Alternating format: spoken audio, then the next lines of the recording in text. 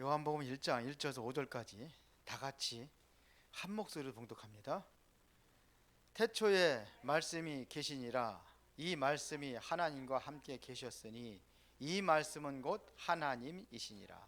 그가 태초에 하나님과 함께 계셨고 만물이 그로 말미암아 지은 바 되었으니 지은 것이 하나도 그가 없이는 된 것이 없느니라. 그 안에 생명이 있었으니 이 생명은 사람들의 빛이라. 빛이 어둠에 비치되 어둠이 깨닫지 못하더라. 아멘. 아멘. 자, 지난주에는 하나님은 누구신가 하는데 오늘은 예수 그리스도는 누구신가?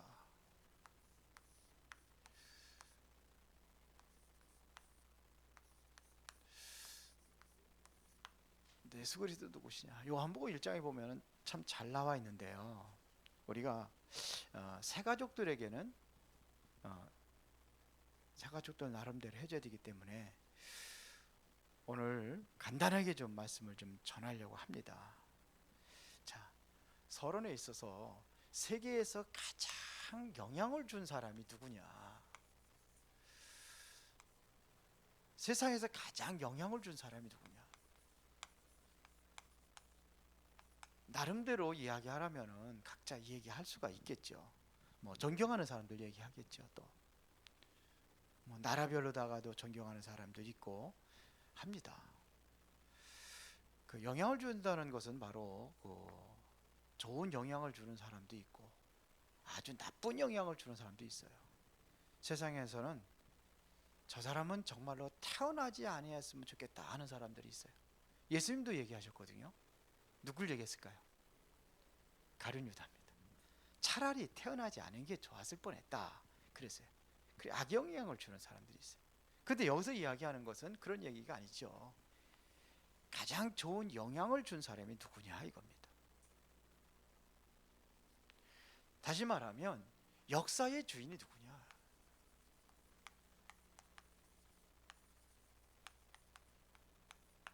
그게 누구냐? 그게 누굽니까? 바로 예수 그리스도입니다. 이분이 가장 영향을 줬습니다. 예수 그리스도가 바로 역사의 중요한 주인공입니다. 역사의 중심에 예수 그리스도가 있었습니다. 그렇죠. 그래서 우리가 지금 2021년도라는 것은 예수 그리스도의 탄생을 기념을 해가지고 연도가 매겨진 거예요. 그전에는 뭐냐면 단기, 불기 뭐 각자 나라마다 연도가 다 달랐는데 이거를 통일시킬 때가 어떻게 했습니까? 이거를 통일시키기 위해서 그러면 세상에서 가장 영향을 준 사람이 누구냐? 그 사람을 출생 연도로 시작하자 이래서 시작이 된 게 바로 예수 그리스도의 탄생일입니다. 그래서 기원 전 기원 후, 그럼 다시 말하면 예수 그리스도의 탄생하신 이전, 그렇죠? 그 이후 이래서 나눠진 것입니다. 예수 그리스도는 역사의 주인공이 될 뿐만 아니라 예수 그리스도는 곧 성삼위 하나님 중에 한 분이십니다.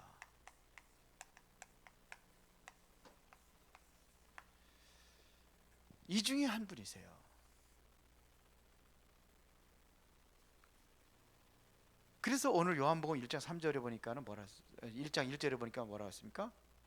태초에 말씀이 계시니라. 이 말씀이 하나님과 함께 계셨으니 이 말씀은 곧 뭐다? 하나님이라 그랬어요. 그분이 하나님이십니다. 이분이 우주와 만물을 창조하실 때의 창조주십니다. 그래서 1장 3절에 보니까 그가 없이는 하나도 된 것이 없느니라 그랬어요. 우주와 만물을 창조하신 창조십니다. 그래서 바울은 뭐라고 고백했냐면 빌립보서 2장 6절에 보니까 그는 근본 하나님의 본체라 이렇게 말씀하셨습니다. 이분이 이 땅에 오셔서 하신 일이 있다면은 온 세상의 완전히 흑암을 다 꺾으신 분입니다. 그래서 그분이 1장 3절에 보니까는 뭘로 오셨어요? 빛으로 오셨다 그랬어요. 그렇죠. 그 안에 생명이 있었으니 이 생명은 곧 사람들의 빛이라 그랬어요. 빛으로 오셔서 모든 흑암의 세력을 꺾으신 분이 바로 예수 그리스도십니다. 자, 그러면 본론에 들어가 가지고 그분이 하신 일이 있어요. 그럼 이 땅에 오셔서 무슨 일을 하셨느냐 하는 얘기입니다. 그 첫 번째가 뭐냐면 세 가지 일을 하셨습니다. 세 가지 일을 하셨어요. 그 세 가지 일이 뭔지 여러분 잘 알고 있지만 새 가족들은 모르거든요. 그걸 얘기해 주는 겁니다. 세 가지 일을 하심으로 우리에게 뭐가 되느냐? 믿음의 대상이 되는 겁니다. 쉽게 말하면 우리가 믿음의 내용입니다. 세 가지 일은 곧 뭐냐? 우리가 믿음의 내용이에요. 뭘 믿으냐 이거예요. 뭐 교회 믿는다는 소리는 다 틀린 얘기입니다. 우리 교회는 믿어요. 교회는 뭘 믿어요? 교회는 믿을 게 아니에요. 그래서 교회에 다니다가 실망한 사람이 많이 있거든요. 그건 뭐냐면 그리스도를 못 만난 거예요. 하나님을 못 만난 거예요. 그렇게 자꾸 실망하는 겁니다. 무슨 일이 있으면 실망하고 낙심하고 자기 소원 안 들어지면 낙심하고 어려운 일 당하면 또 낙심하고 그래서 떠난단 말이에요. 이 일을 누가 했느냐 하는 얘기예요. 자, 그게 뭐냐면요. 오늘 요한복음 14장 6절에 보니까 내가 곧 길이요 진리요 생명이니 나로 말미암지 자는 아버지께로 올 자가 없느니라 그랬습니다. 그러니까 하나님 만나는 길을 열어주신 겁니다. 그분이. 그렇죠. 우리가 공들여 가지고 열심히 해서 하나님을 만날 수 있다면은 그거는 종교입니다. 그렇죠. 그거는 그래서 만날 수 있다는 건 귀신입니다. 그래서 지성이면 감천이다 하는 것은 교회에서 쓰는 용어가 아닙니다. 이거는 다른 종교에서 쓰는 용어들입니다. 그래서 하나님 만나는 게 아니에요. 열심히 해서 만나는 게 아닙니다. 아무리 수고하고 내가 뭐 열심히 해서 교회 봉사하고 열심히 뭐 헌금해서 만나는 건 아니에요. 그렇다고 그래서 봉사하지 말라고 헌금하지 말라는 게 아니에요. 감사해서 하는 거죠. 그거는. 그게 하나님 만나는 길이 아니에요.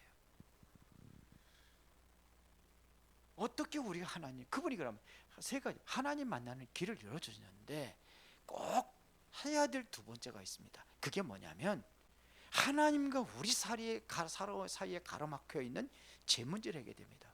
그래서 마가복음 10장 45절에 예수님께서 말씀하셨습니다. 인자에 온 것은 섬김을 받으려 함이 아니라 도리어 섬기려 하고 자기 목숨을 많은 사람들의 대성물로 주기 위해서. 이게 바로 뭐냐? 우리의 죄입니다. 우리의 모든 이곳도 시작되는 모든 저주 이거를 감당하신 겁니다. 여러분들의 과거, 현재, 미래 모든 문제까지 해결하십니다. 모든 문제. 어디에서요? 죽으셔야 돼요. 죽으시기 오셨다 그랬어요. 섬김을 받으려 하면 대성물이 되겠다. 대신 죽어야 되는 거예요. 죄의 삭은 사망이라고 하는데 이거를 대신해서 죽으시기 위해서 오신 겁니다. 이 일만 해서 그런데 죄 문제만 용서한 게 아니에요. 그러려면은 죄를 용서한다고 그래서 범죄하는 게 하지 않는 게 아닙니다. 계속 죄 속에 살아갑니다. 왜 그러냐? 그 근원적인 문제가 바로 사단에서 시작이 됐기 때문에 그렇습니다. 그래서 요한일서 3장 8절에 보니까 하나님의 아들이 오신 것은 마귀를 멸하라 하심이라 그랬어요. 지구상의 모든 마귀를 예수님께서 완전히 꺾으신 겁니다. 이거를 하신 거예요. 세 가지 일.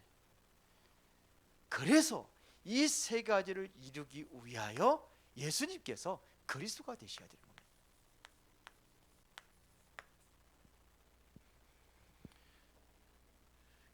예수님께 그리스도로 오신 겁니다. 그리스도가 아니면은 이 문제를 해결할 수가 없어요. 세 가지 문제를 해결하기 위해서 그리스도로 오셨단 말입니다. 그게 공자라면 우리가 공자가 그리스도면 공자를 믿어야 되는 거예요. 석가모니가 그리스도면 석가모니를 믿어야 돼요. 그런데 성경에서는 이 그리스도로 오신 분이 바로 예수란 말입니다. 유대인들은 예수님을 십자가 못 박혀 죽였어요. 왜 그랬을까요? 그분을 그리스도라고 하니까 죽인 거예요. 다른 거 아닙니다. 다른 거 여러 가지 있지만 사실은 그리스도가 아니라는 겁니다. 그들이 기다리고 있는 그리스도는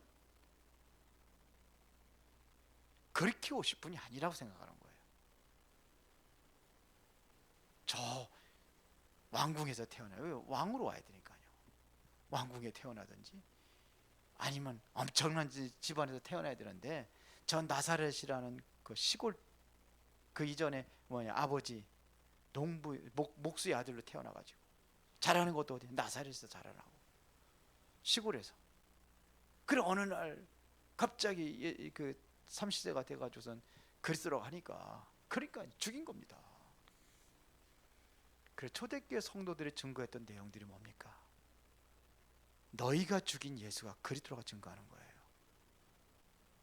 바울이 예수님 만나고 나서 사도행전 9장 22절에 뭐라 그럽니까? 유대인들을 향하여서 예수는 그리스도라고 증거해서 그들을 당혹해 했다 그랬어요. 사도행전 17장 3절에 뭐라 그랬습니까? 17장 1절 3절에 회당에 들어가가지고 뭐라 합니까? 예수가 그리스도가 되어야 될 이유를 설명하잖아요. 그래서 초대교회 성도들이 증거한 예수는 그리스도, 예수가 그리스도 이렇게 증거하는 거예요.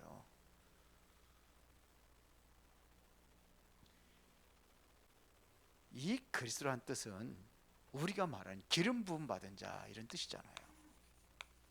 구약의 기름 부음 세워진 세 가지 직분이 있습니다. 그게 뭐냐면 제사장입니다.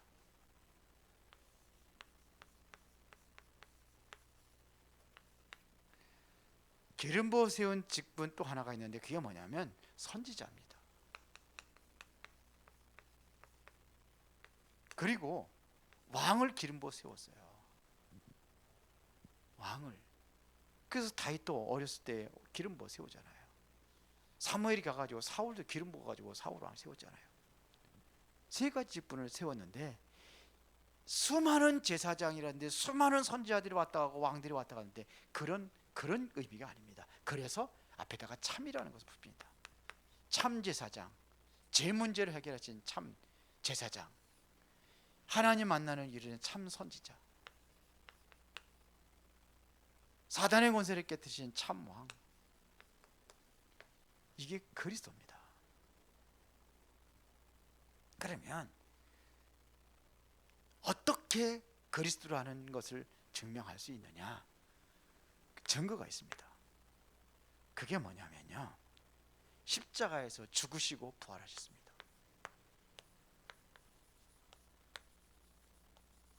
이게 증거예요.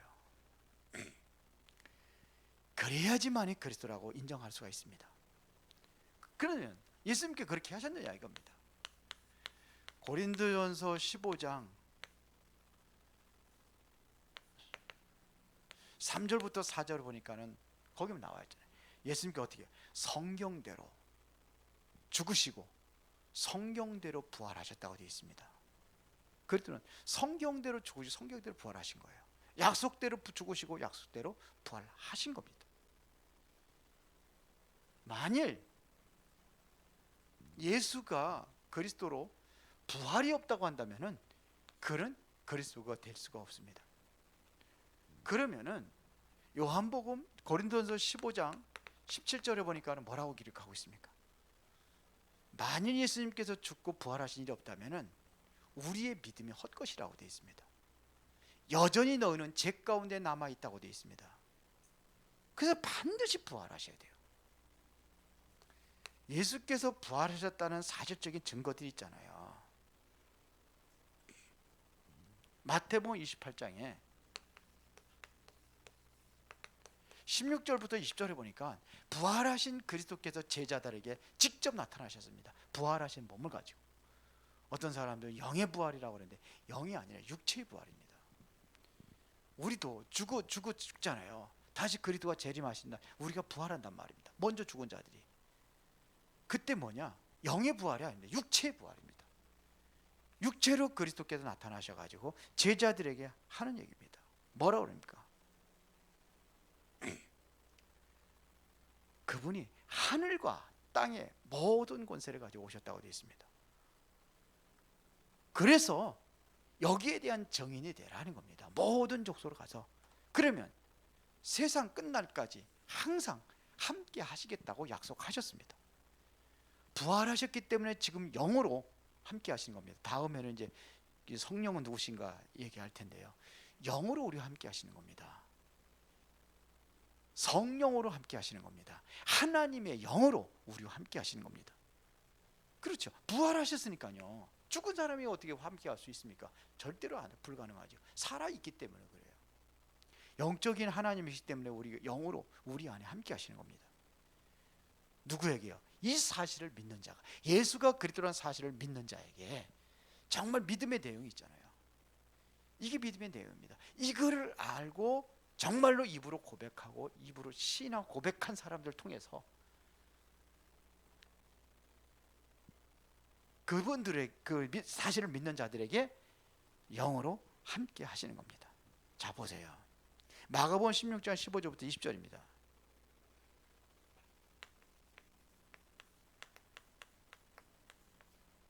부활하신 예수님께서 우리에게 주신 말씀입니다.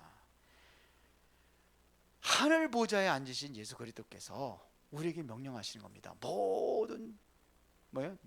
땅 끝까지 모든 민족에게 가라는 겁니다. 15절에 그러면 뭐예요? 증거를 주겠다는 겁니다. 내 이름으로 귀신을 쫓아내며 새 방언을 말하며 무슨 독을 마실지라 해를 받지 아니하며 병든 사람에게 손을 얹은 날이라.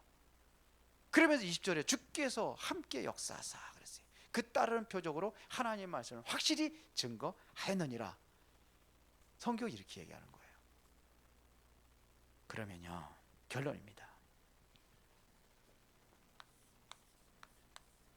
이 사실을 믿으면 어떻게 되느냐 이거예요.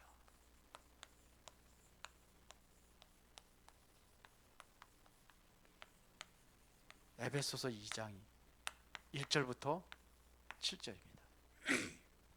이 사실을 믿으면 어떻게 되느냐 이거예요. 에베소서 2장 1절에 보니까 뭐라 하십니까? 허물과 죄로 죽었던 너희를 살리셨도다 그랬어요. 허물과 죄로 죽은 거예요. 그리스도를 알기 이전에는 허물과 죄로 죽었던 너희를 살리셨도다 그랬어요. 과거의 모든 것을 다 끝내버린 겁니다. 그렇죠. 그러면서 2절부터 3절에 보니까 그때 너희가 그 가운데 행하여 이 세상을 풍속을 쫓고 공주권세인 자들을 따랐으니 곧 지금 불순종의 아들들 가운데 역사하는 영이라 그랬어요. 이게 뭘 얘기하는 겁니까? 여기서 헤어나오지 못하면은 이 문제가 해결되지 않으면 이 문제는 지속해서 뭐냐면 현재까지 계속해서 내려온다는 겁니다. 그래서 세상 풍속을 따르고 공중권세자 문제를 따르고 이게 뭐냐면 종교입니다. 종교인이 되어버리는 거예요. 그럼 어떻게 됩니까? 사단의 종로로 되면 사는 거예요. 공중권세 잡은 자. 그게 뭡니까? 사단의 종로로 타며 살아가는 겁니다. 그 지금도 많은 사람들이 그렇게 살아가는 거예요. 무속인들 찾아가기도 하고 점쟁이 찾아가기도 하고 우상에다 절하기도 하고 그러잖아요. 그렇게 제사도 지내고 그러는 거예요. 세상 풍소예요. 풍족이에요. 그 명절날 제사들 많이 지내잖아요. 코로나 때문에 귀신들이 다 굶어 죽지 않았나 몰라요. 제사 못 지내는데 뭐 지내겠지 뭐 누가라도. 그러니까 그렇게 돼버리는 거예요. 계속 섬기는 겁니다. 어떤 사람들은 아주 무식하게 섬기고 어떤 사람은 고상하게 섬기고 조금 고상하게 섬기는 게 종교예요. 조금 더 고상하게 섬기는 사람들이 저 뉴에이지 프리메이슨이에요. 전부 다 잡혀 있습니다. 여기서 빠져나오지 못하는 거예요. 그러나 내가 정말로 그리스도 안에 있다고 한다면은 과거 문제 해결이고 현재 문제 더 이상 안 따라도 되는 거예요.